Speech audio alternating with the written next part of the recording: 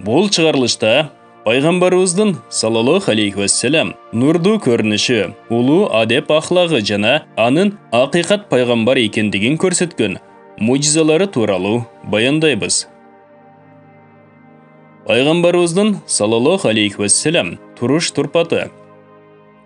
Пайгамбарыбыз саллаллаху алейхи вассалам кызыл аралашкан ак жүздүү эле, жазы маңдай, каштары ичке узун болчу. Эки кашынын ортосу ачык, күмүш сыяктуу жаркырап турчу. Каректери чоң эле, кирпиктери коюу, мурду түз, тиштери сейрек болчу. Күлүмсүрөгөндө тиштери бир меттей жаркырап турчу. Чачтары кара, тармал эле, кээде ийнине чейин узатчу. Ыйык жүзү толгон айдай жаркырап, нур чачып турар эле. Денеси буудай ирең болчу, орто бойлуу, бирок сүрүнөн узун көрүнчү. Кең даллуу, карлуу болчу, сом билектүү, алаканы чоң, манжалары узун эле. Тердегенде тери жүзүнөн мончоктой таам, жыпар жыттанчу. Учурашкан адамдар кечке чейин анын жытын сезип жүрүшчү. Ага жолуккан адам айланчыктап жанынан карыш чыккысы келбей калар эле. Адеп ахлагы. Алла Таала сүйүктүү жана аруу пайгамбары Мухаммад саллаллаху алейхи вассаламды Куран менен тарбиялады. Пайгамбарыбыз саллаллаху алейхи вассалам Алладан жакшы адеп ахлакты тилеп мындай дечү: "О жараткан Алла, менин жаратылышымды жана кулк мүнөзүмдү жакшы кыла көр. О жараткан Алла, мени жаман мүнөздөрдөн оолак кыл жана сакта." Алла Таала анын дуасын "Мени чакыргыла, мен силерге жооп берем" деген убадасына ылайык орундатты. Ага Куранды түшүрдү жана Курандын буйруктарына жараша тарбиялады. Мына ошондуктан анын адеп ахлагы Куран эле. Саид бин Хишам мындай дейт: Айша энебизге радиаллаху анха барып, андан пайгамбарыбыздын саллаллаху алейхи вассалам кулк мүнөзү тууралуу сурадым. Ал мындай деди: "Сен Куран окуйсуңбу?" "Оба, окуйм." Пайгамбардын саллаллаху алейхи вассалам адеп ахлагы Куран эле. Куран аны төмөндөгүдөй аят менен тарбиялаган. Кечиримдүүлүктү ал, аларды тууралыкка буйрур, наадандардан жүз үйөр. Чындыгында Алла адилеттүүлүктү, жакшылыкты жана тууган урукка кайрымдуу болууну буйруп, уятсыздыктан, капырлыктан жана чектен ашуудан тыят. Жамандыкты жакшылык аркылуу жойгун. Ошентсең сени менен анын ортосунда душмандык болгон адам да өтө жакын достой болуп кетет. Пайгамбарыбыз саллаллаху алейхи вассалам Ухуд согушунда башы жарылып, маңдайкы тиштери сынган эле. Бетинен ылдый кан акты.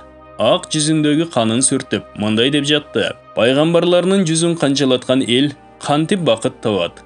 Пайгамбары аларды жараткан, эгесинин жолуна чакыруудан башка эмне кылды эле?" Ошондо Алла Таала адепке чакыруу иретинде Алла аларды кечиреби же азаптайбы? Эч бир иш сенин эркиңде эмес деген аятты түшүргөн. Алла Тааланын мындай тарбиялык аяттары Куранда аябай көп.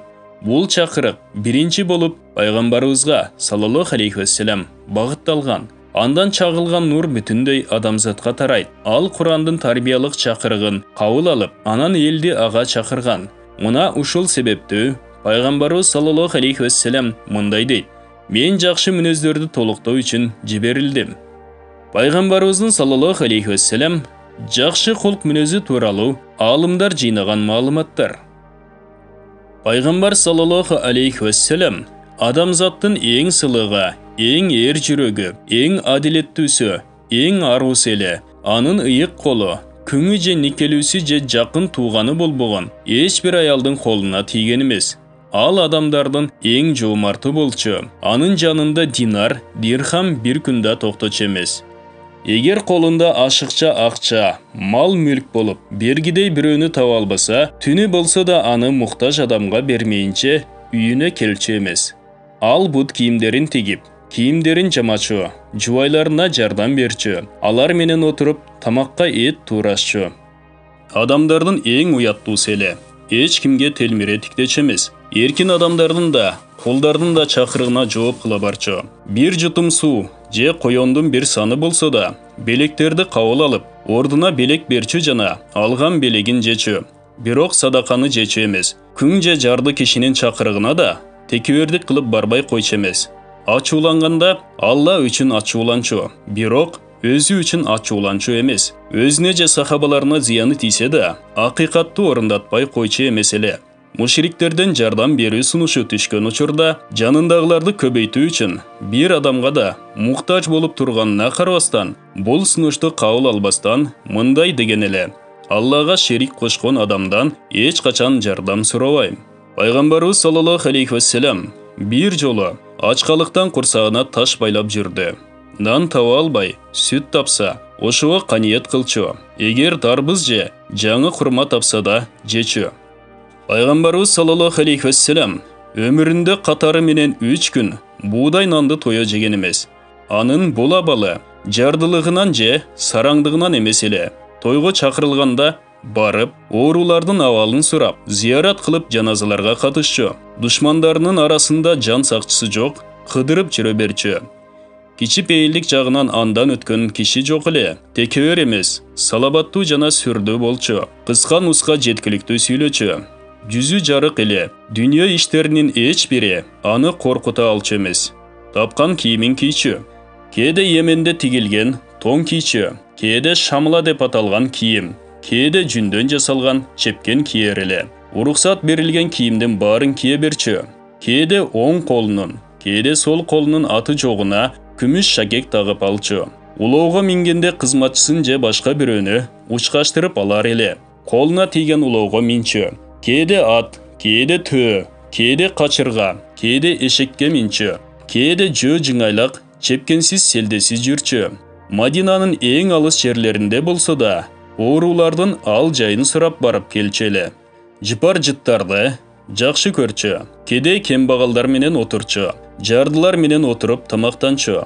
Адеп ахлагы жакшы адамдарды сыйлап, абройлуу адамдарга жакын болуп, жакшылык кылчу. Тууган уруктары менен катташып, бирок аларды улуу кишилерден жогору койчу эмес. Эч кимге зыян келтирчү эмес эле. Кечирим сурагандардын кечиримин кабыл алчу. Тамаша сөз сүйлөчү, бирок чындыкты гана айтар эле. Күлгөндө каткырчу эмес, кээде жубайы менен жарышып чуркачу. Жанында адамдардын кыйкыргандарына сабыр кылчу. Саан төө жана койлору бар эле. Өзү жана үй бүлөсү ошону менен жан бакчу. Өзүнүн тамак ашынан кызматчыларына да берчү. Алла разы боло турган жана өзүнө пайдалуу иштерди аткарбай калтырчу эмес. Досторунун бакчаларына барып турчу. Жакырларга текебер мамиле жасачу эмес. Эч бир падышаны падышадай көрчү эмес. Жарды байкуш менен падышаны бирдей көрүнүштө Алланын барлыгына жана бирлигине чакырчу. Алла Таала ага улуу жолду жана абалдарды жөнгө салуу жөндөмүн берген. Ал өзү окуп, жазганды билчү эмес. Түркөйлүк өкүм сүрүп турган өлкөдө өстү. Кедейликти, жетимдикти башынан өткөрдү. Кой кайтарды. Мына ушуларга карабастан Алла Таала ага адеп ахлактын эң асылын, жакшы жолду, өткөндөрдүн тарыхын үйрөттү. Акырет бактылуулугуна себеп болгон жолдорду көрсөттү. Бул дүйнөдө эл суктанган жакшы жолго салды. Керектүүнү алып, керексизди таштоону үйрөттү. Алла бизди бардык иштерибизде аны ийирчүүнү насип кылсын. Амин. Пайгамбарыбыздын тамактануу адеби. Пайгамбарыбыз саллаллаху алейхи вассалам адал тамактын баарын жечү, ылгачу эмес. Ал үчүн эң сүйүктүү тамак көп кол сунулган тамак эле. Дасторкон салынганда Пайгамбарыбыз саллаллаху алейхи вассалам мындай дечү: Алланын аты менен баштайм. О жараткан Алла, бул неаматты шүгүрчүлүгүн кылган жана бейиш неаматтарынын берилишине себепчи азыктан кыла көр. Тамакка отурганда көбүнчө чөк түшүп отурчу. Намаз окуп жаткан адам отургандай отурчу. Мен бир кулмун, кулдай жеп, кулдай отурам дечү. Ал өзүнүн алдынан жечү, 3 манжасы менен жээр эле. Көбүнчө 4-чү манжасын жардамчы кылчу. Эч бир убакта 2 манжа менен жечү эмес. 2 манжа менен шайтан жейт деп айтчу. Пайгамбарыбыз саллаллаху алейхи вассалам арпанын эленбеген унунан жасалган нан жечү. Бадыраңды кээде жаңы бышкан курма менен, кээде туздап жээр эле. Пайгамбарыбыз саллаллаху алейхи вассалам дарбыз менен жүзүмдү да жакшы көрчү. Бир күнү жаңы бышкан курманы оң колу менен жеп, сол колуна данектерин чогултуп отурду. ошол убакта жанынан бир кой өтүп баратканын көрүп, ага данектерди көрсөтүп чакырды. Кой келип, пайгамбарыбыздын саллаллаху алейхи вассалам колунан данектерди жеди. Пайгамбарыбыз ашкабакты жакшы көрчү жана бул Юнус бир тууганымдын өсүмдүгү деп айтчу. Пайгамбарыбыз саллаллаху алейхи вассалам койдун бутун жана далысын жакшы көрчү. Сарымсак пияз жечү эмес. Эч бир тамакты айыптабаган. Эгер жакса жеп, жакпаса жечү эмес. Пайгамбарыбыз саллаллаху алейхи вассалам манжалары менен табакты сүртүп, манжаларын жалап мындай дечү: тамактын аягы берекелүү. Пайгамбарыбыз саллаллаху алейхи вассалам сууну 3 урттап иччү жана ар урттоонун алдында бисмилланы айтып, ар урттаган сайын альхамдулилля деп 3 жолу Аллага мактоо айтчу. Сууну акырын шимирип иччү эле. Суунун артканын оң жагынан баштап берчү. Эгер сол жагында улуу киши отурса, сол жагындагы адамга сүннөт боюнча сага берилет. Эгер кааласаң, оң жагымдагыларга сенден мурда берейин дечү. Кээде сууну бир дем менен иччү эле. Дем ала турган болсо, идиштен башын тартып дем алчу. Пайгамбарыбыз саллаллаху алейхи вассалам өзүнүн үйүндө турмушка чыга элек кыздан да уялчаак эле. Үйүндөгүлөрдөн тамак сурачу эмес. Аларга мен баланча тамакты жегим келди дечү эмес эле. Эмне тамак берилсе да жечү. Көпчүлүк учурда өзү туруп тамак ашын даярдачу. Пайгамбарыбыздын кийинүү адеби. Пайгамбарыбыз саллаллаху алейхи вассалам тапкан кийимин кие берчү. Пайгамбарыбыз жашыл түстөгү кийимдерди жактырчу. Ак түстөгү кийимди көп кийчеле. Ак кийимди тирүүлөрүңөргө кийгизгиле жана өлүктөрүңөргө кепин кылгыла деп айтчу. Ал салгылашууда же башка учурда пахта же жүн кошуп шырылган чепкен кийчү. Пайгамбарыбыздын саллаллаху алейхи вассалам алтын түстүү атластан тигилген чапаны бар эле. Пайгамбарыбыздын бардык кийимдери кызыл ашыгынан жогору болчу. Анын көйнөгү топчулуу эле. Кээде намазда жана башка жерлерде бул топчуларды чеччү. Пайгамбарыбыздын шафран менен боелгон бутуна чейин жапкан кийими бар эле. Көпчүлүк учурда ошол кийиминин өзүн эле кийип намазда имам болчу. Пайгамбарыбыз саллаллаху алейхи вассалам шакек такчу. Көпчүлүк учурда пландаган иштерин эсинде сактоо үчүн шакегине бир жип байлап алып чыкчу. Колундагы шакеги менен жазылган каттарга мөөр басчу. Катка мөөр басылганы жалаага кабылгандан жакшы. Алла элчисинин саллаллаху алейхи вассалам селдесинин ичинен топу кийчү. Кээде селдесиз эле топу кийчү эле. Кээде топусун чечип алдына коюп намазга турчу. Кээде башында селдеси жок, чекесине 100 арчы сыяктуу бир нерсени байлачу. Кийимди оң жагынан баштап кийчү. Чечкенде сол жагынан баштап чечер эле. Пайгамбарыбыздын саллаллаху алейхи вассалам териден тигилип, ичине курманын чачылары толтурулган төшөгү бар эле. Анын узундугу 2 кез же ошого жакын болчу. Эни бир кез, бир карыш эле пайгамбарыбыздын алдына салып жаткан чепкени болгон. Ал пайгамбарыбыз саллаллаху алейхи вассалам барган жерге алынып барып, 2 кабатталып, пайгамбарыбыздын алдына төшөлчү. Алла элчиси чий төшөнчүнүн үстүнө жатчу. Анын денеси менен чийдин ортосунда башка эч нерсе болчу эмес. Мал жандыктарына, курал жарак жана үй буюмдарына ат коюу пайгамбарыбыздын адаты эле. Желегинин аты Аль-Уқаб, салгылаштарда колдонгон кылычынын аты Зульфикар, дагы башка кылычтарынын аты Аль-Михсам, Ар-Расуб, Аль-Кадиб болчу. Кылычынын сабы күмүш менен кооздолгон эле. Жаасынын аты Аль-Катум, саадагы Аль-Кафур деп аталчу. Төөсүнүн аты Аль-Касва, аны Аль-Адба деп да аташчу. Качырынын аты Дульдул, эшегинин аты Яфура, сүтүн саап ичкен койнун аты Гипса эле. Пайгамбарыбыздын эр жүрөктүүлүгү. Пайгамбарыбыз саллаллаху алейхи вассалам адамдардын эң эр жүрөк эле. Азирети Али мындай дейт: Бадыр күнү биз пайгамбарыбыздын саллаллаху алейхи вассалам артына корголодук. Ал душманга баарыбыздан жакын жүрдү. Бадыр күнү каармандыгы менен баарыбыздан өзгөчөлөнүп турду. Имран бин Хусейн мындай дейт: Пайгамбарыбыз саллаллаху алейхи вассалам душмандын тобуна жолукканда душманга биринчи сок бурган ошол болор эле. Пайгамбарыбыз өтө күчтүү болчу. Мушриктер Хунайн кызатында аны курчап алышканда качырынан түшүп мындай деп кыйкырды: Мен Алланын пайгамбарымын. Бул жалган эмес. Мен Абдул Муталиптин уулумун. Пайғамбарыбыздың кичи пейілдігі. Ибн Амр мындайча баяндайды. Пайғамбарыбыз саллаллаху алейхи вассалам қызыл төөнүн үстүндө баратып шайтанға таш атқанын, анын алдындағы ешкім қуылбағанын, жолду ачқыла деп айтылбағанын көрдім. Пайғамбарыбыз саллаллаху алейхи вассалам эгер тоқылған эшектин үстүнө бир таар салып минчү. Ошондой эле дагы бирөөлөрдү учкаштырып алар эле. Пайғамбарыбыз ооруларды зыярат кылчу, жаназалардын артынан жүрчү, кулдарды чакырыгына жооп кылып барчу. Бут кийимин өзү оңдочу, кийимин жамачу, үй иштеринде жубайларына жардам берчү. Пайғамбарыбыз келгенде сахабалар ордуларынан турушчу эмес. Анткени пайғамбарыбыз муну жактырчу эмес. Пайғамбарыбыз балдардын жанынан өтүп баратып, аларга да салам берчү. Бир жолу жанына бир адам алынып келди. Ал пайғамбарыбыздын сүрүнөн титирей баштады. Алла элчиси ага карап, "Коркпо, мен король эмесмин. Мен Курайш уругунан чыккан жана коргатылган эт жеген аялдын уулумун" деп айтты. Пайғамбарыбыз саллаллаху алейхи вассалам сахабалардын арасында алардын катарындагы бирөөдөй эле отурчу. Жада калса, жат бирөө келсе, алардын кимиси Пайғамбарыбыз саллаллаху алейхи вассалам экендигин айырмалай албай суроого мажбур болчу.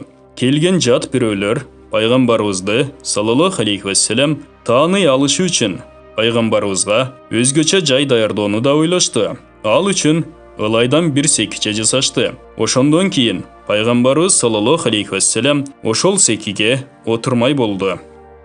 Алла элчиси эл менен отурганда, эгер алар акырет тууралуу сүйлөшсө, алар менен ошол темада сүйлөшчү. Эгер тамак аш тууралуу сүйлөсө, ошол тууралуу сүйлөшөр эле. Эгер дүйнө жөнүндө кеп козголсо, аларга жакындык жана кичи пейилдик болсун деп ошол сөздөрүнө кошулчу. Сахабалар пайгамбарыбыздын жанында кээде ыр окушчу. Пайгамбарыбыз аларды укчу. Жахилият тууралуу бир нерселерди айтып күлүшчү. Алар күлгөндө Алла элчиси да жылмайып койчу.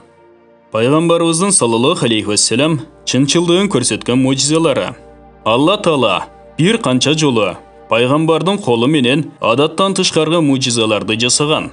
Меккелик Курайштар андан пайгамбарлыгына тиешелүү белгилерди көрсөтүшүн сураганда бармагы менен ишарат кылып, айды экиге бөлгөн.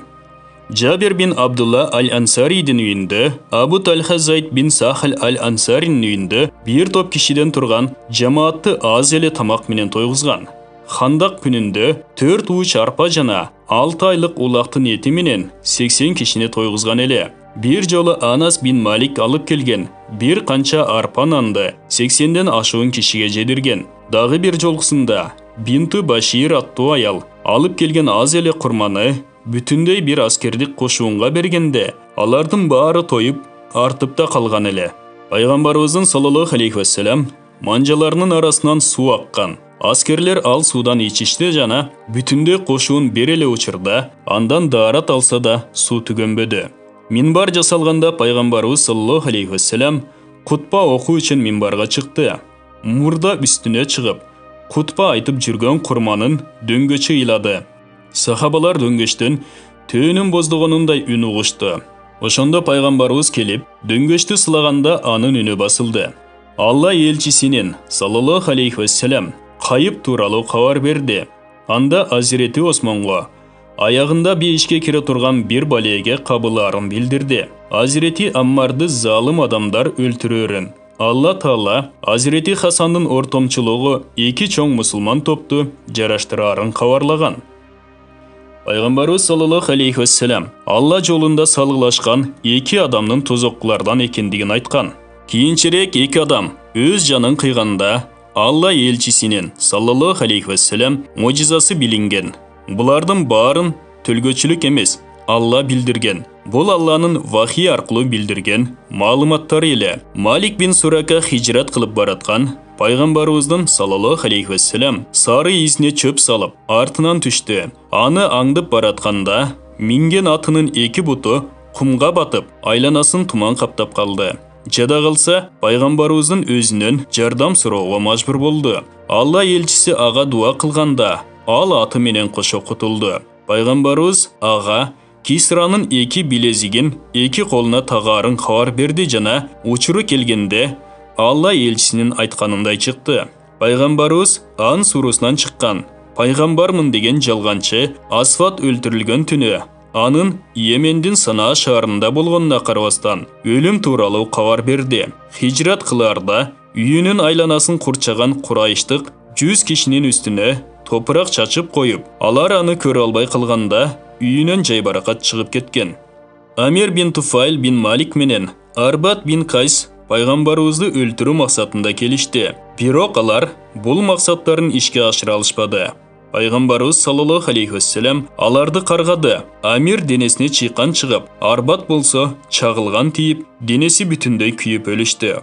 Бадыр күнү Курайштын ана башылары өлтүрүлөрүн жана ар биринин кайсыл жерде өлтүрүлөрүн көрсөттү жана алар ошол жерлерде өлтүрүлдү. Үй бүлөсүнүн ичинен кызы Фатима биринчи болуп, аркы дүйнөгө өзүнүн артынан бараарын билдирди жана анын айтканындай чыкты. Аруу жубайларына силердин эң жоомартыңар ким болсо, ошол биринчи өлүп, мага жолугат деп айткан эле. Зайнап бинт Жакш садака берүү жагынан башка энелерибизден өткөн жоомарт болчу. Ал баарынан мурда өлүп, пайгамбарыбызга кошулду. Алла андан ыраазы болсун. Кысыр койдун желинин сылап койгондо, желингө сүт толуп, бул окуя Ибн Масуддун мусулмандыкты кабылдашына себеп болду. Пайгамбарыбыз саллаллаху алейхи вассалам ушуга окшогон мужизаны Меккеден Мадинага хижрат кылып баратып, жолдо конок болгон Умму Мабад аль-Хузайя аттуу аялдын чатырында да көрсөткөн. Бир сахабанын көзү чанагынан чыгып кеткенде, пайгамбарыбыз саллаллаху алейхи вассалам аны колу менен ордуна койгон жана сахабанын ошол көзү жакшы көрчү. Хакам бин Аз бин Ваил пайгамбарыбыздын басканын шылдыңдап турады. Пайгамбарыбыз андай болсо ошондой бойдон кал деп айтты жана ал ошол каргыштан кийин өлгөнчө титиреп жүрдү. Бул баян Ихяу Улумиддин китебинен алынды. Урматтуу мусулман бир туугандар, биздин Ихро медиа каналыбызга катталыңыздар.